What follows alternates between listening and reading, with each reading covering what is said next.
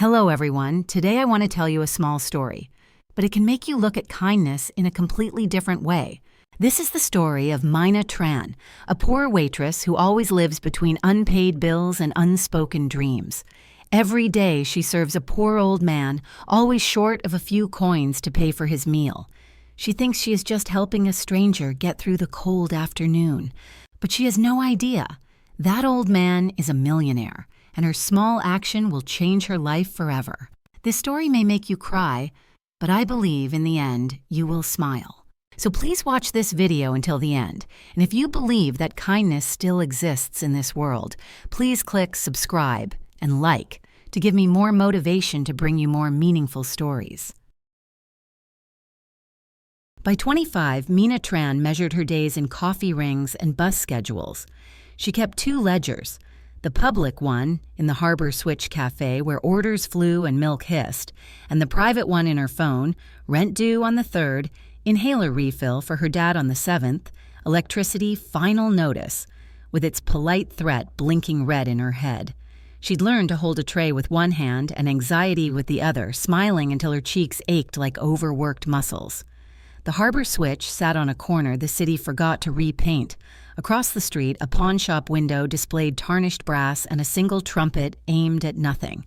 Next door, the laundromat's neon open light buzzed, whether the door was locked or not, as if cheerfulness were a wiring issue. Inside the cafe, someone had once tried to make the place look like a ship, rope coiled around a pillar, a framed map of a coastline nobody could name. Mostly, it was 4 wobbly tables, a counter, and a bell that announced every entrance like an apology. "Double cortado, table 2, called Irene, the manager, sliding a cup toward Mina with the efficiency of someone who could have run a small country if life had asked. "On it," Mina said, balancing the cortado in the crook of her hand, a blueberry muffin on the same plate, because table 2 always asked as if the asking might change fate. She liked the choreography of the morning rush, the flurry and set-down, the quiet head nods from regulars who recognized effort even when they didn't tip. There was a comfort in the repetition. Scoop, tamp, lock, hiss, wipe, smile, ring up, pour, pass. It was a language her body knew when her thoughts were too loud. Her father, Tuan, had texted a photo at dawn, a plastic pill organizer lined up like small apartments. "Don't worry, kid, we're rich in vitamins." He never liked her worrying. He also never asked for bus fare, so she left $20 on the microwave before she left, pretending it was change she'd found in a jacket pocket. At 11:30, the doorbell chimed, and the day clicked into a familiar groove. He arrived the way he always did, coat the color of wet bark, cap tugged low, hands clean and careful. He was small in the way old age sometimes shrinks people toward their center, as if protecting what can't shrink. The eyes, a pale, surprising blue that seemed to have weathered better than the rest of him. "Good morning, Mr. Rowan," Mina said, because names mattered and he had offered his once like a secret he still wanted kept. "Good morning, Miss Tran," he answered, formal as a letter. "If I might trouble you for a black coffee and, if it's not too much, the tomato soup and a grilled cheese." He always ordered it like a person requesting a meeting with an overbooked world. "Not too much at all," Mina said. "Triangles or squares?" She had learned his answer, but ritual has its own dignity. "Triangles," he said, relieved to be asked. The cafe's speakers played a song that had been a hit when Mina was too young to sing along, and is now played in dental offices to keep people calm. She poured coffee to the meniscus, carried the bowl and plate to his table, and did the small hover that looks like checking for pepper shakers but is really checking for breath, for hands, for tremors. He ate slowly, a steady geometry. Bite, sip, pause, breathe. At the end, he lined coins in tidy rows, sun-stripped quarters, dimes with the edges softened by years of pockets, and came up short by 41 cents. Mina didn't wait for the awkward pause to become heavy. She slid a quarter and 2 dimes from her apron, palmed them to the register, and said, "Got it, Mr. Rowan. Your math's right. My till's wrong." He looked up, apology already crowded behind his eyes. "You're very kind to correct it." "It's an easy fix," she said. She didn't say, some fixes are easy because they're tiny and some are easy because pretending they are keeps you standing. Across the counter, her coworker Theo arched an eyebrow. "You're going to bankrupt yourself 1 triangle at a time," he murmured, not unkindly. Mina shrugged. "Then I'll switch to squares." He huffed a laugh, then tipped his chin toward the back office. Irene's counting lids again. She's in a mood. Irene's moods came in two flavors, tired and budget. Today was budget. She waved Mina in between orders and pointed at a spreadsheet whose cells glowed with numbers like a slot machine that never paid out. Milk cost up 8%, city fee up 5%. We can't comp anything this quarter, not even a napkin. I paid it, Mina said, because the coins were hers, not the cafe's. It isn't the coins, Irene replied. Her voice wasn't sharp, it was worn. It's precedent. People find out we're soft and they'll lean. Mina nodded because nodding kept the minutes moving. Understood. When she returned to the counter, her phone buzzed. A notification from Harbor General's portal. Statement available. Immediate attention requested. The phrasing was polite, the urgency not. Her father's pulmonology appointment would not happen unless the past happened first. Past due, past promises.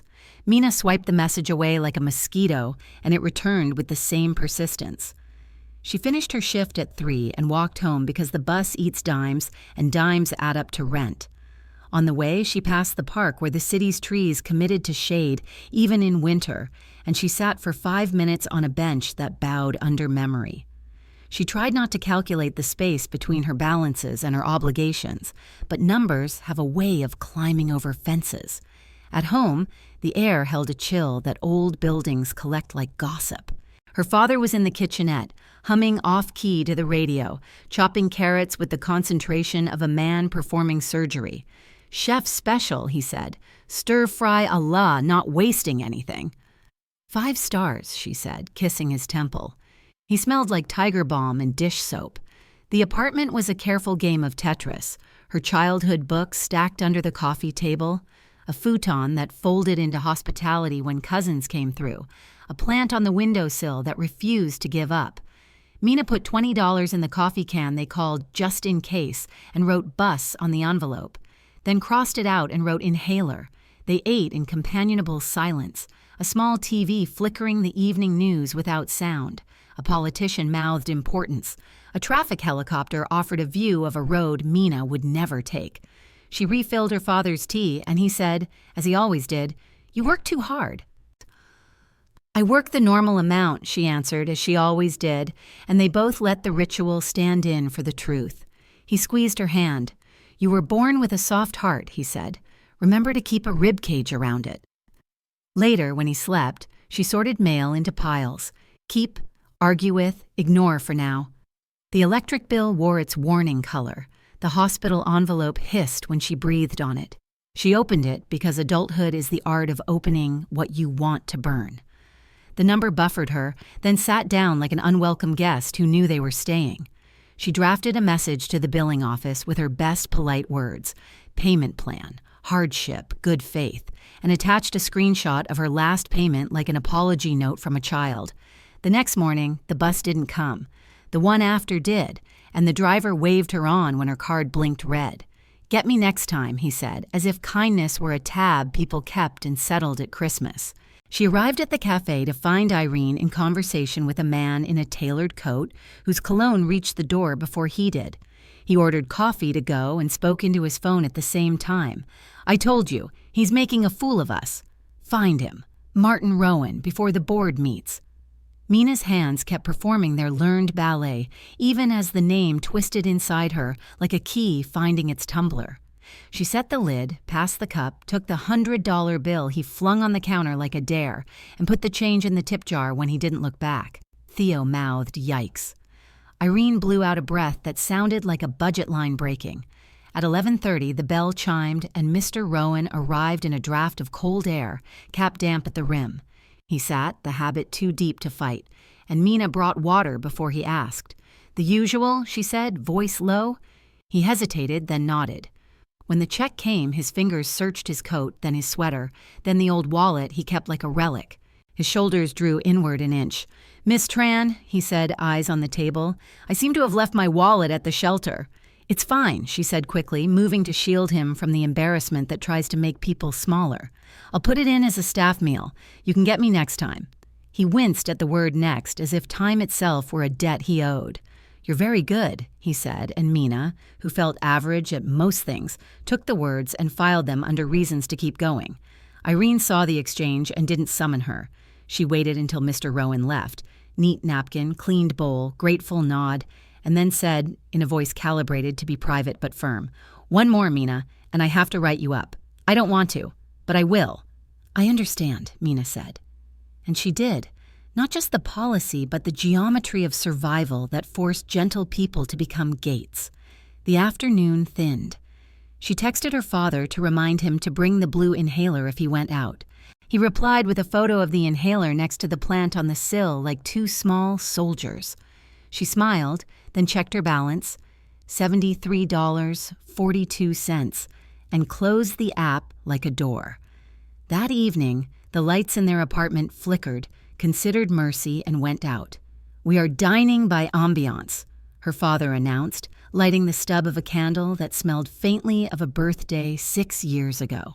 They ate soup and told each other jokes that had not aged well, laughing because laughter counted as warmth, too. In the dark, Mina lay awake and listened to the city breathe. A siren in the distance, a couple arguing 3 floors down, the elevator sighing like an old lung. She considered the man with the cologne and the name that matched Mr. Rowan's, and a worry grew with edges. That kindness sometimes tethers you to storms you didn't make. Morning would come with its coins and its ledgers, with the bell and the bus, with Irene's budget and her father's tea. Mina would keep the tray steady, the smile believable, the heart inside its ribcage.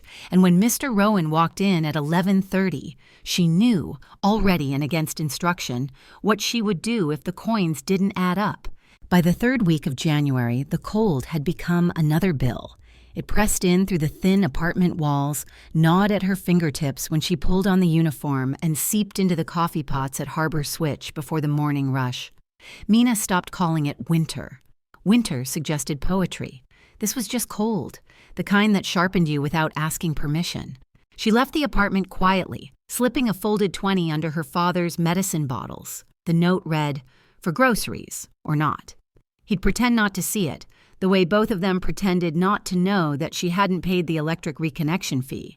The café was a cave of breath, clouds, and steam.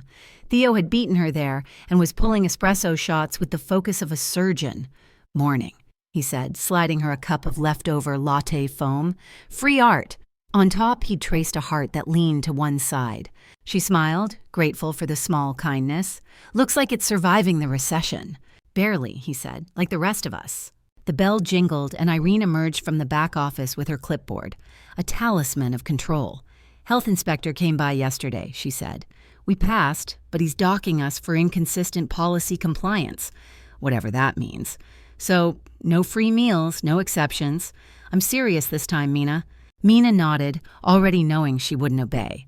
The human heart was a bad employee. It refused to follow orders that violated its nature. By 11:30, the rhythm was familiar. Mr. Rowan appeared, coat buttoned wrong, cap damp from drizzle. He carried a plastic grocery bag folded into quarters, tucked like a secret beneath his arm. His smile was smaller that day. "The usual?" she asked. "If it's not too much." "Never too much." When she brought the grilled cheese and soup, she noticed how his hands hovered over the table a moment before settling, as though he were asking permission to rest. She turned to refill another customer's coffee, and when she returned, he was folding napkins into tiny triangles, aligning them into a perfect little row. It broke her heart how even his habits were neat, like someone trying to keep chaos at bay with geometry. When the check came, the ritual faltered. He patted his pockets, frowned, tried the inside of his coat again. His fingers trembled. "Miss Tran," he murmured, I think I left my wallet at the shelter. I'm terribly sorry." Mina didn't hesitate. "It's fine," she said. "You can pay me back next time." He stared at her, embarrassed. "You're always kind, even when you shouldn't be." She smiled. "That's the only time it counts." He looked as though he might cry. "Thank you." When she went to the register to cover the $9.50, Irene's voice came from behind her. "Don't do it." Mina froze. "I mean it," Irene said. "We're under audit this quarter. No staff payouts, no kitchen errors. If you ring that in under your number, I have to file it." Mina didn't look at her. "Then don't look." She slid the $10 bill under the register and closed the drawer with a soft click. Irene sighed, a deep, tired sound, and walked away. By closing, Mina's tips had vanished into the till. Theo found her scrubbing the counter long after the floor was mopped. "You're chasing pennies into holes," he said. She didn't look up. "You ever been hungry in public, Theo?" He didn't answer right away. Then, "Yeah, once. College, before loans hit. It's humiliating." "That's why," she said.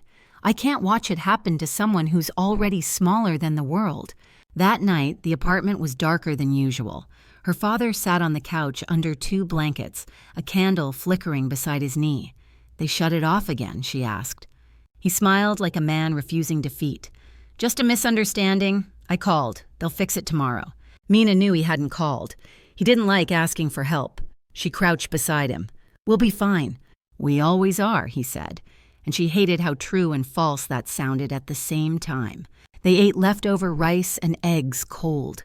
She read aloud from an old paperback until his eyelids drooped. When he finally fell asleep, she checked her bank balance, $42.13. Her thumb hovered over the hospital app, the one that glowed like a debt collector in miniature. She didn't open it. She couldn't. The next day, she skipped the bus and walked. Halfway there, she stopped outside a storefront displaying televisions. On every screen, a stock market graph rose like a heartbeat. A banner scrolled across the bottom. "Whitmore Holdings faces internal dispute. Chairman absent amid family conflict."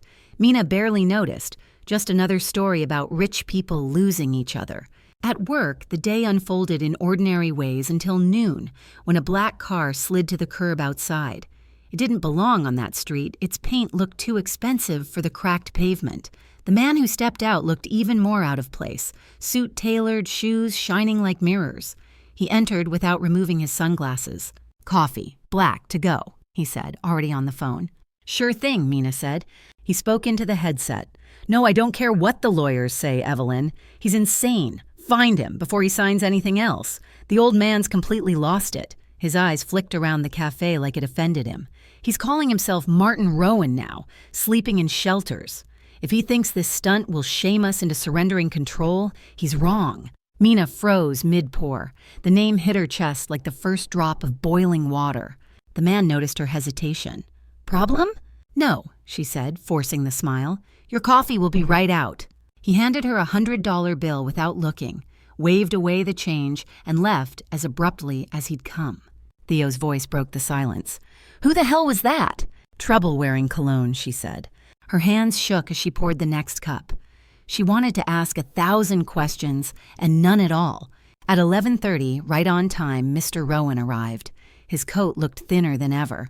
The rain had left his cap soaked through, and his face carried the exhaustion of someone who had walked far enough to be forgotten by the world. She approached before he could sit. "Mr. Rowan," she whispered, "please, don't order today." He blinked. "Pardon?" "Just don't. Irene's watching. She'll call the police if you can't pay." He straightened slowly. "Then I won't let you risk your job for me again." Her throat tightened. "You won't risk it. I will. That's different." He gave her a long look, something steady and sad behind it. "Miss Tran," he said, "you remind me of someone I used to know." "Someone who made bad financial choices?" She tried to joke. He smiled faintly. "Someone who didn't know when kindness becomes courage."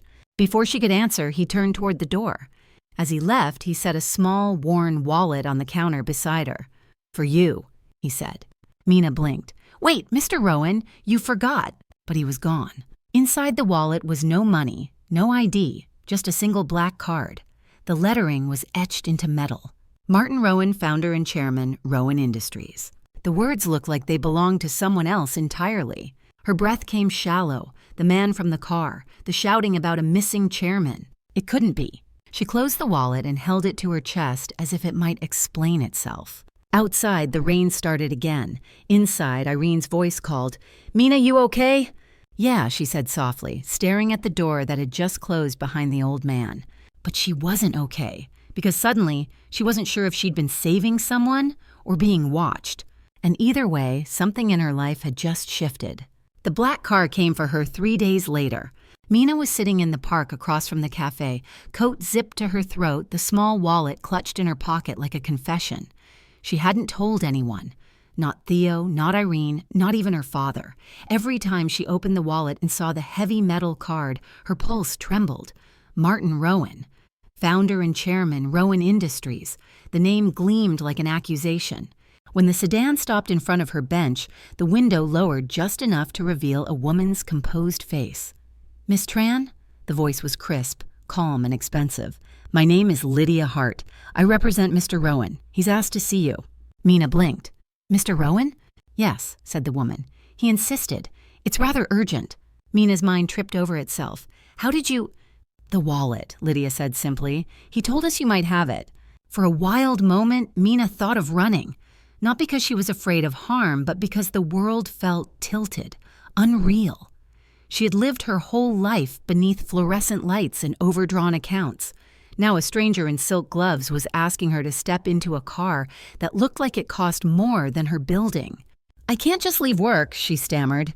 Lydia smiled faintly. "I've already spoken with your manager. She understands." Of course Irene would. Irene would understand if the son decided to skip town. Mina stood slowly, every motion deliberate, as if to prove she still owned her body. "Is he all right?" she asked. Lydia's gaze softened. "He's resting. You'll see." The ride took her out of the city, up through neighborhoods where the houses had driveways wide enough for apologies and lawns that looked like carpets. Mina pressed her forehead to the window, watching the streetlights fade to stars. After an hour, the car turned down a winding lane lined with oaks that looked older than law. At the top of the hill stood a mansion that might have belonged in another century. Stone walls, tall windows, a roof that seemed to hum with rain. "Here we are," said Lydia, stepping out to open Mina's door. Mina hesitated on the gravel path. "This can't be right." "It is," Lydia said. "He wanted to thank you." The front doors opened before they even reached the steps. Inside, the air smelled like old paper and beeswax. The foyer was all marble and echo. A man in a dark suit appeared, expression practiced into neutrality. "This way, please," he said. He led her through a library larger than her apartment building. Shelves rose like cathedrals, filled with leather-bound books that seemed to have been waiting centuries for someone to touch them. A fire burned in the far hearth, its warmth shy but steady. And there, in a high-backed chair near the window, sat Mr. Rowan. Only, he wasn't quite the same man. His brown coat had been replaced by a tailored cardigan. His hair was combed back, his face newly shaven. But the eyes were still the same blue, still carrying that quiet lake-depth kindness. "Mina," he said, voice faint but clear. "You came."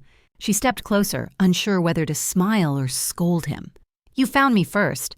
He laughed softly. "That I did." "I don't understand," she said. "You're this—" She gestured to the grand room, the chandelier, the fire, all of it. "Who are you really?" "I'm both men," he said simply. "The one who signed contracts and the one who signed receipts. I'm Martin Rowan, yes, but I'm also the man who forgot what it meant to earn a cup of coffee in peace." Mina blinked. "You were testing people?" "In a sense," he said, looking down at his folded hands.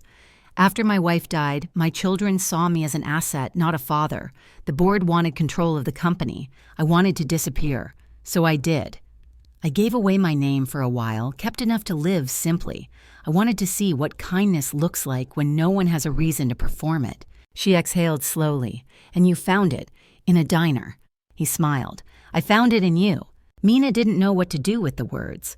Gratitude and disbelief tangled in her throat. "You shouldn't have let me pay for you," she said finally, more sharply than she intended. "I barely make rent." "I know," he said gently. "That's what made it real. You gave without having to spare it." There was a long silence, filled only by the sound of the fire breathing.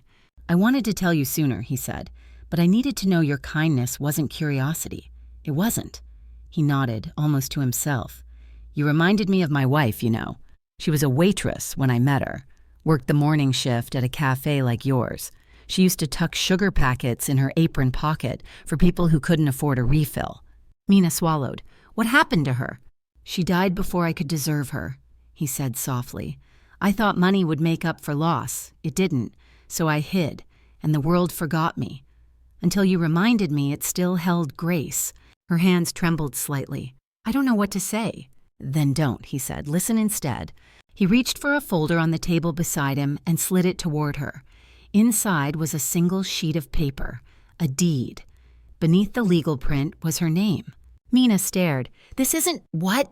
"It's yours," he said. "A small apartment, paid for, in your name alone. No rent, no landlord with threats in bold font." "I can't." "You already did," he interrupted gently. "You saw someone invisible. You gave without weighing it. I owe you more than this." Her throat ached. "This isn't charity." "No," he said. "It's gratitude. Charity looks down, gratitude looks across." She blinked hard, trying to steady her breath. "What about your children? The board? They'll think—" "They already think many things," he said with a wry smile. "Let them. I'm not dead yet, though I'm learning how to live before I am." He leaned back, exhaling. "There's one more thing. I set up a trust, the Rowan Foundation. It'll fund community programs, scholarships, clinics. I want you to run it." Mina's jaw dropped. "Me? I make minimum wage and coffee." "You also make the world softer," he said. "That's rarer than business sense." "I don't have experience." "You have empathy. The rest can be taught." The firelight caught his face then, and Mina saw something fragile in it. Something near farewell. "You're not well," she said quietly. He smiled faintly. "Doctors use words like terminal. I use words like temporary. Everything is temporary, Mina, except kindness. That's the only thing that outlives us." Her vision blurred. "Why tell me all this?" "Because I don't have much time left," he said. "And because you gave me one last chance to believe people still choose good even when they're tired." Lydia stepped forward, discreet as a shadow. "He needs to rest now." Mina stood, the deed heavy in her hand. "Thank you," she whispered. "No," said Mr. Rowan, his eyes still on hers. "Thank you for seeing me before the world remembered my name." As she turned to leave, his voice followed her softly, a benediction in the firelight. "Keep being foolishly kind, Miss Tran. The world will need that more than it needs men like me." Outside, the rain had stopped. The sky was the kind of gray that hinted at peace rather than gloom. Mina held the folder against her chest and looked back once at the mansion, its windows glowing like slow, grateful hearts. She had come thinking she'd saved a stranger. She left knowing that stranger had saved something in her, too. The deed sat on the kitchen table like a lighthouse in a fog. Mina and her father stared at it the way people stare at miracles, with suspicion first, then awe, then the sudden ache of realizing the future might be a little less sharp. "You own a place," Tuan said, tasting the words. "My daughter owns a place." "It's small," Mina said, because minimizing was how she stayed upright. "Studio size, but it's near the bus line and there's light." She slid over the photo Lydia had tucked in the folder. A narrow room with 2 tall windows, a kitchenette like a thoughtful apology, and floors that looked as if they'd once been polished for someone who loved dancing. Her father traced the edge of the picture without touching it. "Light," he said. "We could use some of that." He looked up, suddenly worried. "Are you in trouble? Did you sign something you shouldn't?" "It's not a loan," Mina said quickly. "It's a gift. From a man I served coffee to." She hesitated. "He's not who we thought." Tuan raised an eyebrow. "Good man or bad man?" "Both," Mina said honestly. "But today he's trying to be the first." He exhaled in the slow way he used when telling his lungs there was enough air in the room. "Then we accept with gratitude, and we keep our heads." They packed slowly because poor people pack like archivists. Each object carried a story, and stories take time to fold. Mina had never owned more than a few boxes worth of life, but the decisions, what to carry, what to leave, felt ceremonial. She wrapped her mother's bowl in a worn scarf, set aside the plant that refused to die, stacked her paperback books into 2 uneven towers. The power company would arrive to find an empty apartment still honest and a note taped to the meter. "Thank you for trying." The new place smelled like paint in the past. The windows took the afternoon and broke it open on the floorboards. Tuan stood in the center and turned slowly, a grin lifting the edges of his tired mouth. "We can put your bed by the window," he said. "We can put your chair by it," Mina said. "You always wanted a corner for tea." He shook his head, delighted but stubborn. "I will share the chair." He sat and patted the armrest. "See? 2 people's worth of thinking." They moved without a truck. Friends from the building, loyal as gravity, carried bags and a clock that had never kept time. Theo showed up with a thrift store kettle and a loaf of bread wrapped in paper. He stood in the doorway, taking it in. "You rich now?" he asked, shoving the bread into her hands. "I own approximately 6 plates and a lease," Mina said, "and an existential fear of carpets." "Fancy," he said. His eyes softened. "I'm glad." The first night there, Mina didn't sleep. The space was too quiet.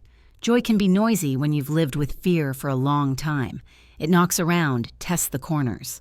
She lay awake thinking of the man in the chair by the fire, of his hands that had shaken when he said the word temporary. She thought of Lydia's measured smile, of the black car, of the wallet that still sat in her bag like a talisman. Morning brought Lydia, as promised, with a schedule that looked like it belonged to someone else's life. Meetings with attorneys, a tour of the small foundation office downtown, a stack of documents to sign as if names could be built into scaffolding. Mina wore her cleanest shirt and a blazer borrowed from Irene, the sleeves rolled twice. Lydia noticed, smiled without commenting, and moved through the day with the competence of a person who made difficult things legible. The Rowan Foundation office occupied one floor of an old brick building that had once been a factory. Sunlight fell through tall windows like a habit the space refused to break. 3 desks sat beneath a corkboard where index cards clung with pushpins in a constellation of needs.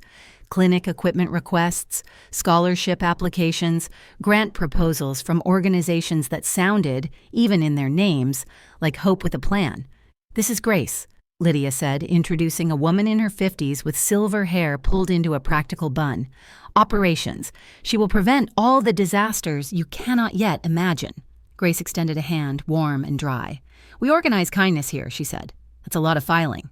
Mina laughed unexpectedly, relieved to find humor at this altitude. "I can file." "And this," Lydia continued, "is Hari Data. He will tell us if our hearts are writing checks our metrics can't cash." A lanky man looked up from 2 monitors and gave a small salute. On his screen, numbers and maps did a polite dance. They walked Mina through the board's charter, the spending guidelines, the words that would become phrases in her mouth: restricted funds, disbursement schedule, due diligence. Mina scribbled notes until the page looked like a city grid. By noon, her brain was the sound a refrigerator makes when it's working too hard. Lydia noticed and called lunch. Simple sandwiches, eaten at the window. The view held people on sidewalks who didn't know a foundation hovered above them, thinking about air and water and rent and time. "You'll make mistakes," Lydia said, wiping a crumb from her sleeve. "We all do. The goal is to make them early, learn fast, and never hide them. Mr. Rowan doesn't believe in charity as relief alone. He believes in repair." "Investments," Mina said, remembering his word. "Not handouts." "Exactly." The afternoon ended with a meeting Mina had not expected. The board. Not the corporate board, that showdown would come later, but the foundation's initial trustees, Lydia, Grace, and 2 community leaders with histories of being loud in the right rooms. They tested her gently, then less gently. What would you do with a request you can't verify? How do you balance one child's surgery against 10 families' rent? When a story breaks your heart but the numbers say no? "I learned the story better," Mina said once, surprising herself. Sometimes numbers say no because the story is incomplete. They nodded, not because she had answered perfectly, but because she had shown them the muscle she would need, curiosity with boundaries. At the end, Lydia slid a single sheet across the table. "Your contract," she said. "A fair salary, health insurance, a transit pass. You'll need shoes you can stand in all day." Mina looked at the number. It wasn't lavish, it was sane. Sane felt like wealth. Her mouth went dry. "I feel like an imposter," she admitted. Grace snorted. "Good. The ones who don't feel that way scare me." When Mina returned home that evening, her father had the kettle already humming, a ceremony he had adopted as if tea were a religion. She sat, told him everything in the way storytellers do when words finally have somewhere safe to land. He listened without interrupting except to say, at intervals that meant he was taking it in like medicine. "Tomorrow," she said softly, "I'm going back to see him." Tuan's eyes flicked to the deed on the table, then back to her face. "Offer him a chair by your window," he said. "Even rich men need a place to look out from." The next day, the mansion felt different. Staff moved quietly with the choreography of a household transitioning from pretense to truth. Lydia met Mina at the door. No clipboard, just a shadow of concern. "He has good hours and bad," she said simply. "He asked for you in a good one." They found Martin in the garden room, where winter light fell through glass like a soft lecture. He sat wrapped in a shawl that tried to be a blanket and failed, his hands folded on his lap as if reminding each other of their purpose. He brightened when Mina entered. "Miss Tran," he said, and the formality made her ache. "Mina," she corrected, settling into the chair beside him. "Only Lydia calls me Miss, and that's because she's made of marble and law." Lydia, hovering, made a polite face that was almost a smile. "Accurate," Martin chuckled, then coughed lightly. "Tell me everything," he said. "Pretend I'm a reporter and time is patient." She told him about the office, the corkboard constellations, Grace's dry humor, Hari's gentle and relentless charts. She described the first 3 applications she had carried around like birds, one from a clinic that needed portable nebulizers for kids with asthma, one from a community college looking to expand its night classes so parents could attend, one from a tenant coalition fighting evictions with a blend of law and afternoon childcare. "You'll fund the clinic," he said, voice sure. "You'll pilot the classes. You'll invite the coalition to teach us what they need before we pretend to know." He was building the foundation in his head like some people build ships, by naming rooms in the right order. As if summoned by the word coalition, the door opened. The man from the café, suit, scorn, cologne, strode into the room without waiting to be announced. "Father," he said, ignoring Mina, "this charade has gone on long enough." Martin's face gathered itself into calm. "Julian." Mina felt the name slot into place. The son. "You disappeared," Julian said, pacing like a man whose shoes were not meant for walking. "You humiliated us. You've given away money without board approval. And now—" He shot Mina a look that tried to turn her into an object. "Now you're hiring baristas to run a foundation?" Mina sat up a fraction taller. Lydia moved between them imperceptibly, a librarian shushing a brawl. Martin's voice remained gentle, which made it hit harder. "I'm spending my personal funds as I see fit. As for the foundation, Mina is precisely who should run it. She knows what $1 can do in the right hands. She knows what hunger looks like when it refuses to ask." Julian laughed without humor. "What she knows is how to take advantage of an old man playing at poverty." Mina flinched. The words landed because they had been a shadow in her own head. Martin's gaze cut to his son with a quiet he had not yet used. "She paid for my meals when she could not pay for her lights," he said. "What did you do for me when I was invisible in the city you claim to manage?" Julian's jaw worked. "I looked for you. You looked for the money," Martin said, and the softness slipped, just for a heartbeat. "You searched the company filings and not the shelters. That's not looking for a father. That's looking for a ledger." Silence took the room like fog. Julian recovered first, straightened his cuff, and addressed Lydia, not his father. "The board meets at 2. We will challenge competency. We will reverse any transfers. And we will not allow—" He waved a hand at Mina like she were a smudge. "This." "You're late," Lydia said, her voice silk over steel. "The competency hearing occurred this morning. The physician signed, the judge affirmed, the transfers stand." She tilted her head. "You're welcome to attend the board meeting, of course, as a guest." Color rose into Julian's face in a way that suggested a lifetime unused to fences. He spun on his heel and left, cologne lingering after the door clicked shut. Martin exhaled as if he had been holding his son for years. He turned to Mina. "I'm sorry you had to see that." "I'm not," she said, surprising herself. "I wanted to know the weather here." He smiled, tired and pleased. "Stormy, with pockets of sun?" They sat a while longer, talking about small things because small things are how people stitch up the holes after larger ones. At the end of the hour, Martin reached for her hand. His skin was paper and warmth. "There's one last thing to do before I go back to bed," he said. "We owe someone a visit." "Who?" Mina asked, though she knew. "The café," he said. "The harbor switch. You're Irene. It's time to close a loop." Lydia frowned. "Perhaps tomorrow?" "Today," Martin insisted. And for a moment the old command returned, the one that had built buildings and signed paychecks and made small men stand a fraction straighter. 20 minutes, then I'll rest. They went. Not the black car this time. Martin wanted the city's air on his face. Lydia found a sedan that looked like it had stories, and they drove with the windows cracked, winter air slipping in like honesty. Mina watched his profile in the rear view, a map of a life drawn in finer lines than the last time she'd seen him hunched against rain. He looked fragile and fierce at once, a candle stubborn against draft. The bell over the cafe door still sounded like an apology. It rang, and Irene looked up from the register, her clipboard in hand. For a second, her brain misfiled what it saw. A well-dressed elderly man, a woman in a lawyer's uniform, Mina wearing a blazer that fit her like a promise, and then recognition rolled across her face like dawn. "Mr. Rowan," Mina said softly. "Meet Irene." Irene's eyes flicked from man to Mina to Lydia and back. "The gentleman with the triangles," she said, "because managers keep track of what matters." Martin smiled. "And the manager with a ledger." He reached into his coat. Not for a wallet, Mina realized, but for an envelope. He set it on the counter with a care that made the paper look important. "I bought your lease," he said to Irene. "It's yours now. I'm not your landlord. I'm your witness." Irene's mouth opened, closed, opened again.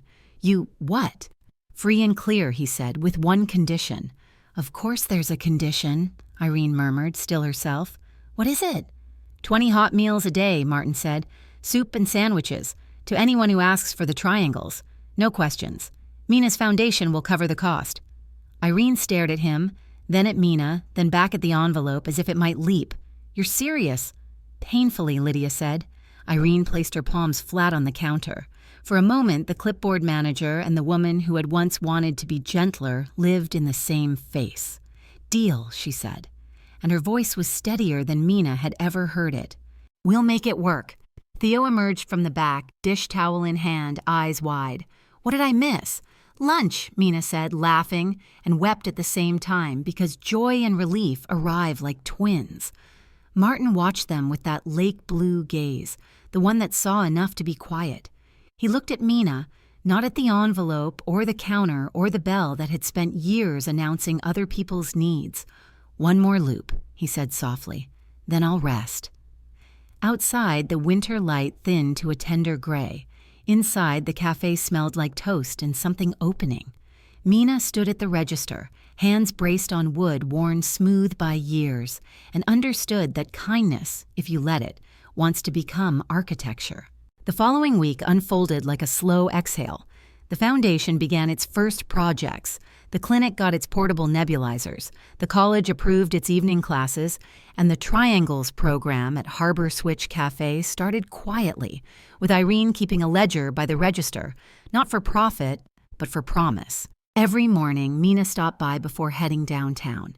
The cafe smelled as it always had, coffee, toast, and the faint sweetness of old sugar. And yet something was different. The air felt lighter. Strangers who had once come in silent now lingered longer, trading stories with Irene as though the free meal also served a side of dignity. "You've built a strange little miracle here," Theo said one afternoon, wiping his hands on a towel. "Not me," Mina said. "We just gave people permission to be kind again." Theo smirked. "Same thing." At the foundation, the pace was dizzying. Mina's days filled with meetings, forms, and calls with people who spoke in languages of policy and profit she was still learning to translate. But amid the chaos, she kept the rule Martin had once said, "Listen first, write later." Lydia became both mentor and compass. Grace teased Mina about her endless sticky notes. Hari tracked every dollar with the precision of a poet counting beats. Together, they learned how to balance compassion with math, how to make the world fairer without making it colder. Sometimes, when the afternoon light tilted through the window, Mina would pause by the corkboard of grant proposals and think of the woman who once cleaned coffee rings off the same kind of counter that now held her laptop. She still carried the old wallet in her bag, even though it was empty. It reminded her where generosity begins: small, unremarkable, inconvenient. Then came the call. It was Lydia's number, but the voice on the other end was the nurse from the Rowan estate. "He's asking for you," the woman said simply. By the time Mina arrived, the house felt quieter than memory. The corridors seemed to hold their breath. Lydia met her at the door, eyes red but dry. "He's waiting in the garden room," she whispered. "Go." Mina walked through the long hall lined with portraits she'd never really looked at before. Young men in suits, women with pearls, all painted to outlast their mistakes. At the end of the hall, sunlight spilled through the glass, soft and golden. Martin sat near the window, shawl over his shoulders, a blanket across his lap. The fire beside him had gone out. "Mina," he said and smiled. "You came." "Always," she said, sitting beside him. "How are you feeling?" "Like I'm learning how to let the world continue without supervision," he said with a weak laugh. "Tell me, how fares our experiment in kindness?" "Growing," she said. "People are fed, students are learning, and Irene finally bought new curtains." "Good," he murmured. "I told her the old ones made the place look like a confessional." They laughed softly together. Then he turned to look at her fully, the blue in his eyes dimming but steady. "Do you believe, Mina, that goodness multiplies?" "Yes," she said without hesitation. "Even when no one sees it?" "Especially then." He nodded, satisfied. "I wanted proof of that," he said, "and you gave it to me." Mina's throat tightened. "You don't have to thank me. You gave me everything I have." He smiled faintly. "No, child. You had it before I arrived. I just made sure the world saw it too." Silence grew between them, gentle and alive. The wind pressed softly against the window panes. He reached for her hand. "Promise me one thing." "Anything." "When the people around you start to forget why they began, remind them. Remind them that every act of generosity starts as an inconvenience." Mina nodded, tears already building. "I will." His fingers squeezed hers weakly. "Good, then I can rest." She stayed until his breathing evened, slow and peaceful. When Lydia entered an hour later, the room was quiet in that particular way where endings and beginnings overlap. The funeral was small, just as he'd wanted. The board members came. His estranged son stood stiff beside the coffin, and a handful of café regulars arrived wearing their best borrowed clothes. Mina spoke last. "Mr. Rowan taught me," she said, "that wealth isn't measured by what we keep, but by what survives us. He believed in kindness when it no longer made sense to, and he reminded me that sometimes the smallest gestures, an extra coin, a warm meal, a word said softly, can build something large enough to outlive us all." When it was over, she placed the worn wallet on the casket and whispered, "Debt settled." Months passed. The foundation expanded. Mina's father's health improved with the clinic's new equipment. The Triangles program spread to 3 more cafes, and every time Mina walked past the whale mural on Harbor Street, she noticed someone had repainted it. The blue brighter now, the ocean alive again. She still worked late most nights, but it was a different kind of exhaustion, the kind that means you're building something instead of outrunning collapse. One Friday evening, she returned to Harbor Switch to help with the dinner rush. The bell over the door rang, and a young woman stepped in clutching a small, worn wallet. "Someone left this outside," she said, breathless. "I didn't want anyone to steal it." Mina smiled. "Thank you. That's very kind of you." The girl shrugged, embarrassed. "It's nothing." "No," Mina said, gently taking the wallet. "It's the start of everything." The girl blinked, uncertain, and then smiled back. Outside, the streetlights blinked on. The city buzzed and sighed, endless and imperfect, full of hunger and possibility. Mina stood by the window for a moment, watching the world that kept asking for kindness and now, occasionally, receiving it. Her phone buzzed. A message from Theo. "You coming tomorrow? The foundation's first scholarship ceremony starts at noon." She replied, "Wouldn't miss it." As she pocketed her phone, she looked down at her reflection in the glass, older now, steadier. The candlelight inside and the streetlight outside met on her face, soft and even. And for the first time in years, she realized she wasn't just surviving anymore. She was shining, not borrowed light, but her own.